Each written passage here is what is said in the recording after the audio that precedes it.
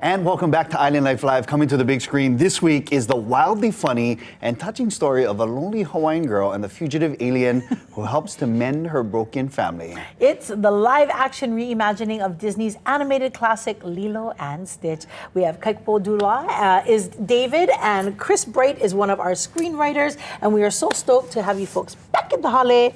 Aloha, guys. Aloha. It must be so exciting. Yeah, this is the week. I know. I was actually watching a lot of the footage of the Los Angeles premieres. Big deal over there, right? Chris, let's go ahead and start with you, brother. This is such a beloved and classic film. What was it like bringing it to that live action and trying to keep the love of the original, but bringing something new? Yeah, it was tough. You know, it's kind of terrifying because this movie means so much to so many people, especially us here in Hawaii. But you just try to get to the heart of what the original movie was, like about ohana, about being broken but still good. And then you just try to give it, for us, with live action, we were able to kind of deepen some of the relationships between Nani and Lilo. We could kind of expand the world. We could add new characters. We could, reimagine different, people like David. So it was just about keeping the heart of it, but then just kind of deepening and expanding it. Yeah, and I'm so glad because a lot of people do get emotional, especially with the live action reimagining. If you kind of change something or the character is drawn differently, I know they did one in Sonic, yeah? Yeah. People got all upset and it was like a big thing. Yeah. So it's so awesome that you guys were able to kind of keep like Lena Girl said, true to the original, but yet bring that fresh perspective. And I want to ask you, Kaipo, how did you draw inspiration for the character of David? Oh, actually, growing up at Kamehameha, you're around a lot of local people. Yeah. We both went Kamehameha. Imo. Three of you guys win. I don't only one. No? Okay. So a lot of my friends were a lot of surfers and paddlers, and that's kind of where I drew a lot of my inspiration from is my friends. And even working on set, we had a lot of lifeguards, we had a lot of surfing people on set, so pulling from them as well.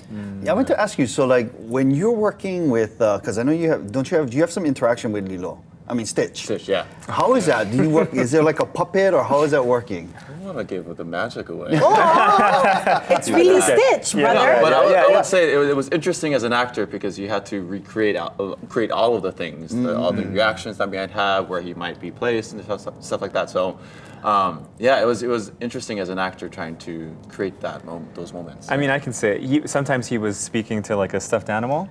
Sometimes he was working with just the sandbag. So I mean, it's really it's imaginative on this guy's part. Oh, and you guys didn't think to bring Sandbag Stitch with you? Sorry. Come on, guys. He would ruin this set.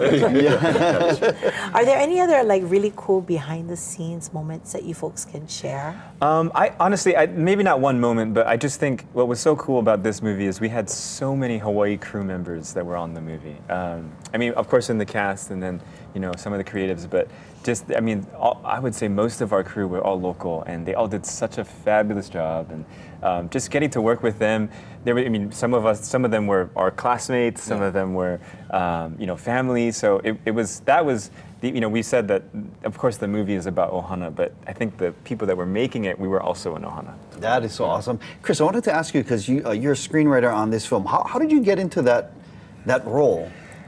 Specifically for this movie? Or just in general? In general. It wasn't my plan. My parents were originally in music. Actually, my mom's choir was the one that sang in the original Lilo and Stitch. No way. And then in this one too. So it kind of all came full circle. But I went to college, my hand got injured. I ended up switching my careers and becoming a film major is the short of it. So it wasn't in the cards, and I just kind of by accident, and then from there I worked for Disney Animation. And then kind of came home to do writing full time, and then things led to another. I love this happy accident, brother. Blessing in disguise. This is amazing. Yeah. We really have just a few more seconds to talk story, but I'm wondering what your folks' thoughts are on the film industry currently in Hawaii, and how you hope to see things happen in the future. Yeah, the quick thing I'll say is, I think there's been a misconception in Hollywood that they need to bring talent to Hawaii. It's just not true. And my hope with Lilo and Stitch is they'll see people like Kaipo, they'll see Maya, Sydney, everybody, and all the crew that worked on it, and know that we have so much talent here. There's so much to offer, and I just hope that that the world can see that. Absolutely. Yeah. Any last thoughts, Kaipo? Yeah, same thing as him. I think that we have so much talent here, and that hopefully this movie really brings out just our talent and the success that we already have here. Just having other people see it. Yeah. Yeah. That's awesome. Well, you know, we already got our tickets. And we went grab I get like 4 Twix bars. She got her Reese's peanut butter cups. You're supposed to buy from the concession stand. Yes, we'll do that too. Kaipo, Chris, thank you guys so much. Thank you, guys. Congratulations. This is so awesome.